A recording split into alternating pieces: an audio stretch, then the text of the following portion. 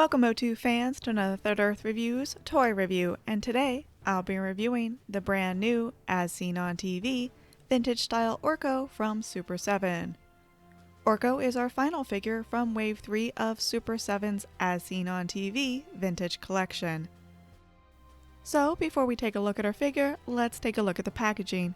Like we saw with all of the other Vintage Collection figures, Orko comes in a vintage-inspired blister card packaging that fully showcases the figure. His accessories lay at his feet, and he has a fake mini comic behind him. On the back of the blister card, there is a fantastic image of our character, as well as the other figures that are sold separately. Overall, Orko is a good representation of both his original toy counterpart and the Filmation version. Although simple, the sculpt and paint deco works well for the size of the figure. However, I did notice when trying to put the accessories in his hand, some of the paint did come off. Thankfully, it was not a lot, and it's not very noticeable.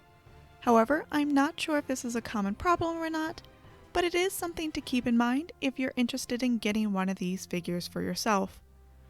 My other real complaint for the figure would be that it did not come with a stand, so Orko could hover. While I do understand Super 7 trying to have a tie to the vintage toy line, Orko in the show typically floated in the air and not rolled on the ground. Also, as a side note, his hat is not removable like his vintage counterpart. Orko does have slightly different articulation than the rest of the Super 7 Vintage Collection figures. His head can look left and right, and his arms can move up and down. However, instead of legs, Orko has a set of wheels that allows him to roll across flat surfaces. He does not have the standard twistable waist, nor the power punch action. Orko does come with a few different accessories. Aside from his fake mini comic art card, he has two different versions of a magical wand, a black flower, and a magical burst effect. Overall, I'm not too impressed with the quality of these accessories. Orko's old wand from the episode Disappearing Act has a lot of small black spots on the yellow paint, which makes the accessory look dirty.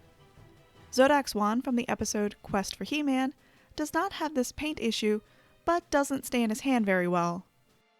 The Black Nightmare flower doesn't stay in his hand either, and unfortunately, while very pretty, the magical burst effect is a little too heavy and makes the figure tilt to the side if you can get it to even stay on his hand at all.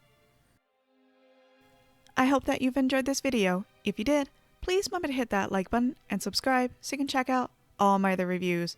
I will have another toy review up in the next few days, so until then, this has been Third Earth Reviews.